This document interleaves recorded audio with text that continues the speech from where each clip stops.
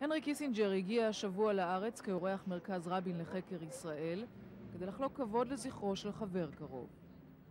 בגיל 74, מזכיר המדינה הבולט ביותר בהיסטוריה של ארצות הברית עדיין חד כתער. כמו כל איש חכם, כדאי להקשיב גם למה שהוא לא מוכן להגיד.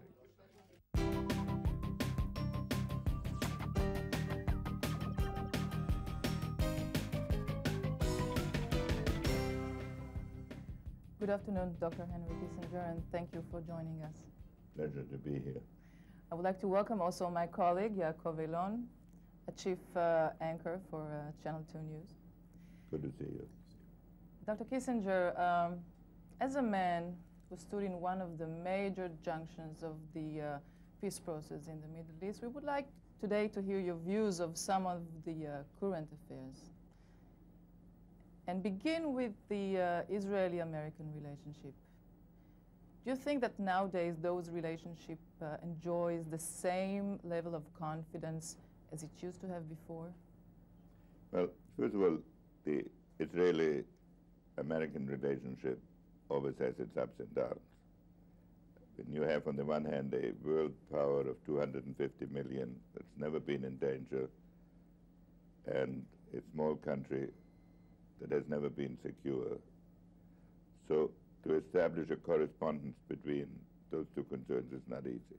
And now it's in the down level? Well, you know, when I think back to my period, of course, I like to think it was always perfect and the relationship was always marvelous.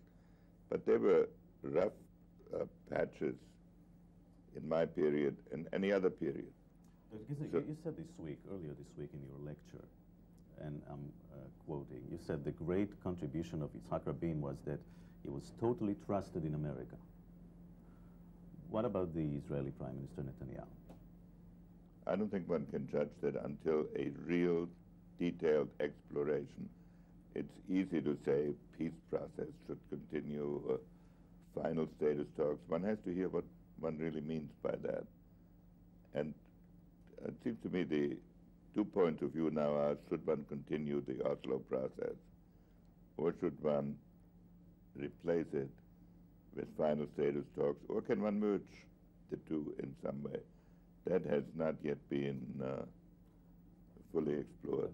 What's the level of trust between the American administration now and the Israeli Prime Minister Netanyahu? I think there is work to be done on both sides. But I can't say there's no level of trust. You spoke this week about the idea of a Palestinian state, and you say this idea is inevitable. But do you think Israel can be secure, can be safe with an armed Palestinian state within itself?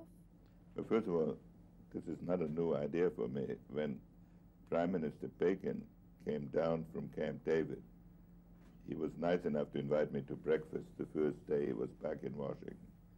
And he explained autonomy to me. And I said, autonomy will mean independence of some sort. Therefore, you should tell me what the borders are. Of course, he was opposed to partitioning the West Bank. So he said autonomy does not mean independence, but I always have thought it meant independence. Do I believe a fully armed Palestinian state is compatible with Israeli security? Absolutely not. So what's the solution then? There have to be severe restrictions on the type of armaments that such a state can have. But which restrictions can hold back the Hamas suicidal? No, which? The suicidal attacks do not require a Palestinian state, as you have seen. Yes, but they will be encouraged by a Palestinian state because they will be near to the civilian cities. Well, this depends on the degree to which a separation of the activities of the two units is achieved. I don't think any restrictions of types of armaments can really stop terrorism. For this, other requirements are needed. And certainly I would assume that in any peace agreement there will be provisions, as there are in the Oslo agreement, obliging the Palestinian state not to support terrorism. I will also agree that that does not guarantee that this will happen any more than it has happened now. The restrictions on a Palestinian state would have to concern those weapons that can be used for large-scale attacks. And let me make one other point. I'm not here as an advocate of a Palestinian state. When I was in office, I didn't negotiate with the PLO at all. I am assessing current realities, and I'm saying one way or the other it will happen. When? I think some foreign countries are going to begin recognizing the state, and therefore I think Israel should use its present position to bargain about borders and to bargain about restrictions, because in my view, the fatal decision for Israel would be to return to the 1967 borders. But you were, Dr. Kissinger, you were the one who said that Israel has no foreign policy, only internal policy. And you know that this is a very, very hard sell for an Israeli leader, a Palestinian state. You know, a lot of super clever remarks are ascribed to me that I don't remember. It's possible that I... Israelis But remember it's that, also you know. possible that Many somebody... Israeli diplomats remember that. In all history books that is reading, you can be sure. Well, there are a lot of things written in history books that are not necessarily true. But your question is still an important question. There is an important domestic component, certainly in Israel. Israel's policy, any government is a coalition. Every government wants to hold itself together. And therefore, this is going to be a very painful process for Israel to go through. So bottom line, you say, if I understand you correctly, go straight to the final settlement now. Yes. Which means a Palestinian state, inevitably, that's what you said, which means also... And non-67 borders. You said that. And what about Jerusalem? Well, on this, there are strategic decision that has to be made. Can one include a discussion about Jerusalem in the same negotiation? Or should it be left for later until this process has been established, say, for 2 or 3 years? And you will recommend? I would recommend leaving Jerusalem aside for the time being. I'm open-minded on that. If somebody tells me a solution is possible, I'd be willing, but I think it's too complicated now. But do you see any solution for this time bomb, actually? Because Israel is not willing to give Jerusalem at all, and the Palestinian wants Jerusalem as a capital, so it seems like a zero-sum game. In the Middle East, in my experience, if one tries to be too rational too early, it may not necessarily work that way. I once had this experience in the Egyptian negotiation. It's a long time ago now. When the Abu Roday's oil fields were returned to Egypt, they wanted uninterrupted access. And we thought, well, that's a good idea, until we looked at a map. There's only one road and a mountain range behind that road, and we racked our brain for weeks. And one weekend I had what I thought was a bad idea that would get me through the weekend, which was let the Israelis use the road Monday, Wednesday, and Friday, and let the Arabs use it Tuesday, Thursday, and Saturday. Should we see it as a suggestion to Jerusalem? And I thought this was ridiculous. And it was accepted. No, I don't say you can use Jerusalem on alternate It's an days. interesting idea. It also has one road, you know, that goes to the capital. But I would prefer that Jerusalem is discussed in a different atmosphere than now. And is it possible then to take some nearby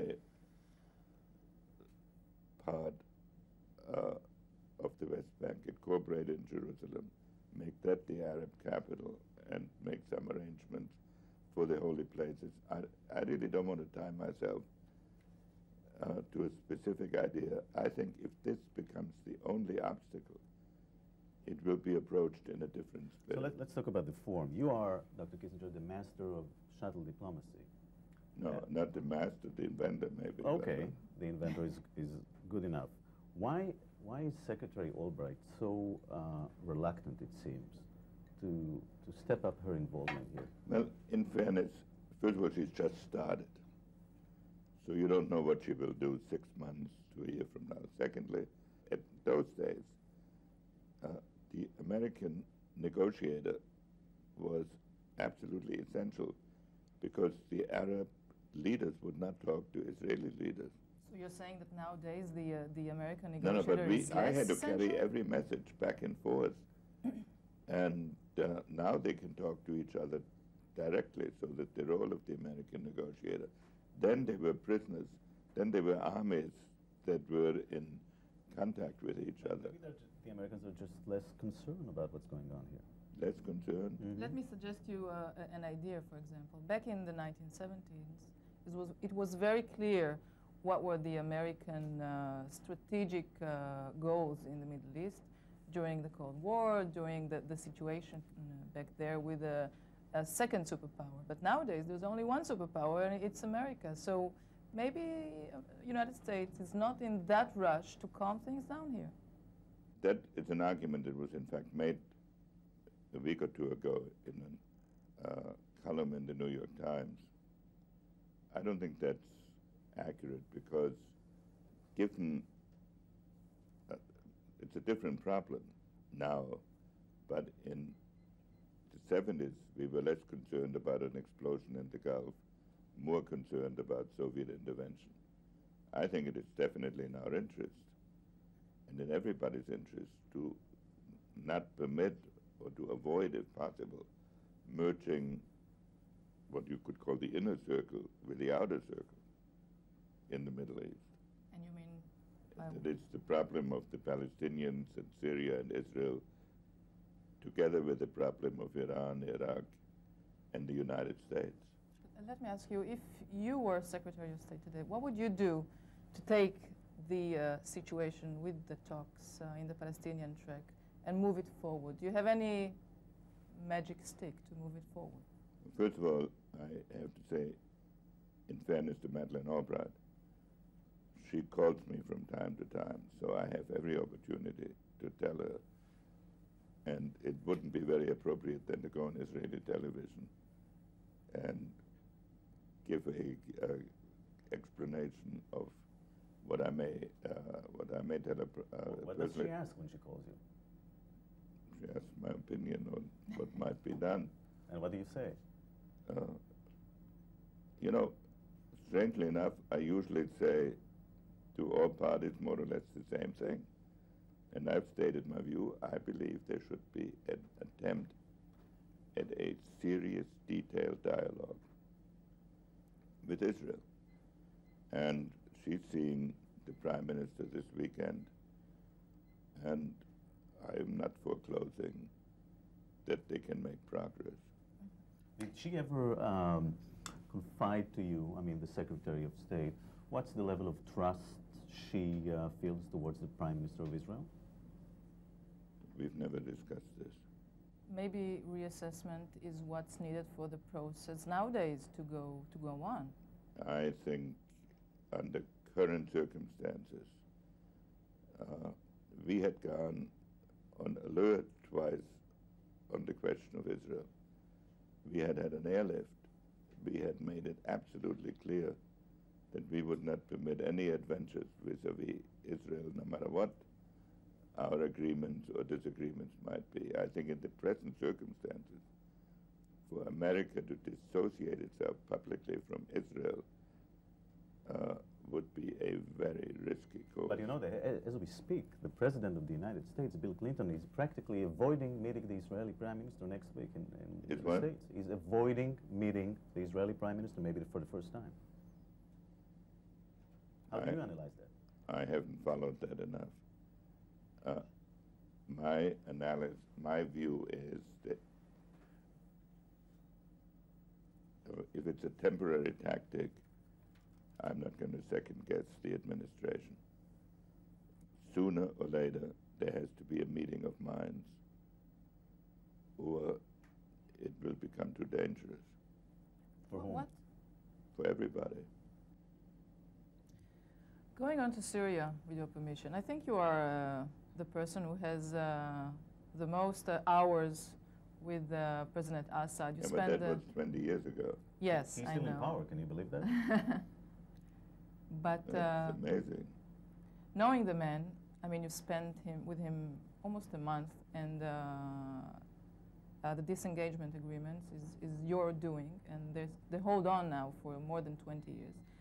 Do you think, knowing Assad even 20 years ago, that he can take a peace agreement with Israel? He is Well, ready for a peace I agreement? have been quoted as saying, correctly for once, I said, God will probably punish me, but I rather like Assad as a person. He is intelligent, analytical. He has a totally different view about the Middle East from Israel. But for him, considering what his thinking was when I first met him, the mere fact that he says he's willing to make a peace agreement with Israel is a monumental step forward, because when I first met him, the Syrian newspapers used to report the Secretary of State has arrived from the occupied territories, by which he meant Ben Gurion Airport, not from the West Bank. So your evaluation that nowadays he is willing to accept Israel as a partner for peace? In his definition, not necessarily in the Israeli definition. What does it mean?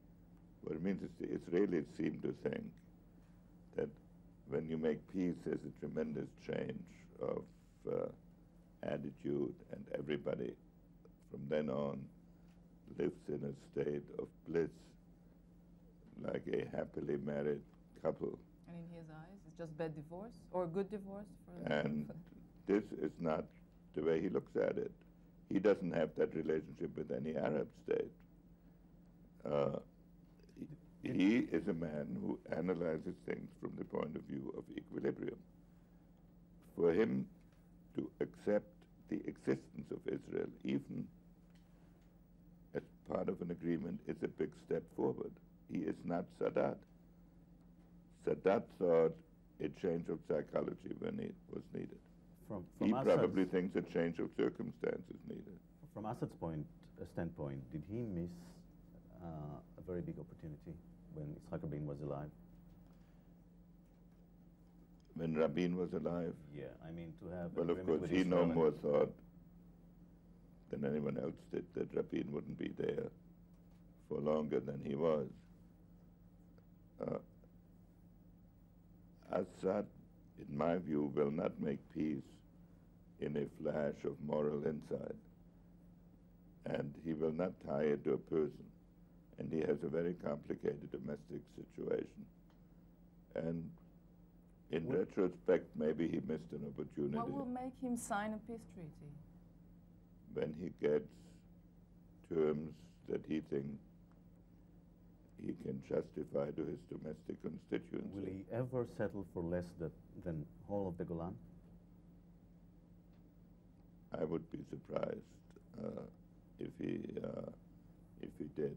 But then questions arise whether one can separate political borders from security borders. So it depends how one defines all of the Golan. Dr. Kissinger, regarding Iraq, recently we hear about problems in the Gulf again. Do you think we are facing maybe a new war in the Gulf? I think that Saddam has thinks he's discovered a situation where he can separate the United States from its allies, and where perhaps he can start the preconditions for getting the sanctions lifted. People usually say he's crazy, but I think from his point of view, he's maneuvered pretty well. Because when you look at television, everybody discusses what kind of a peaceful solution is possible, what kind of compromise can be achieved. Where the fact of the matter is, he has tampered with the security machinery. He has interfered with inspection. There's several weeks when by common agreement there was no inspection. And he's capable of bombing Israel again? And everybody talks about what new sanctions can be put on when the old ones haven't even been enforced. So that isn't such a bad outcome for him. Is he capable of bombing again? I don't think he will take a military action against Israel, against anyone else. But will the United States take a military action against Iraq? Do you believe it's possible? It's possible, yes. Dr. Kissinger, have you heard about the Mossad action in Jordan a couple months ago? I've read about it. I don't know. What do you make of it? These things always look bad when they fail. And then when it fails?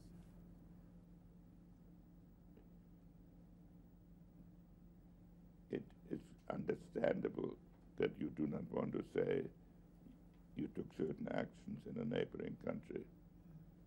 But I'm not passing judgment on the wisdom of such action. Dr. Kissinger, to conclude this interview, I would like to go back to late Prime Minister Rabin. You said earlier that you were a good friend of his. And I would appreciate if you can share with us some of the special memories you have of this man. Well, you know, I spoke to his daughter yesterday, and I said, you know, people keep asking me this question, and I can't think of any one sentence he said to me, because he was a very shy man. He took it for granted that you do your duty. So you couldn't say to Yitzhak, you've done a wonderful job here. It would have embarrassed him. No end. When I shuttled and he was prime minister, and he'd say, I have 10 points, and if I came back with 8, he sort of made me feel I hadn't done quite my job. I didn't say 8 out of 10 is pretty good. So he had this extraordinary quality, and yet you knew you could absolutely rely on him. He'd never mislead you. He was a very remarkable human being. Dr. Henry Kissinger, thank you very much for this interview. Thank you also, יעקב אילון. תודה גם לכם שהייתם איתנו. להתראות בשבוע הבא, תוכנית נוספת של לפגוש את העיתונות. שלום.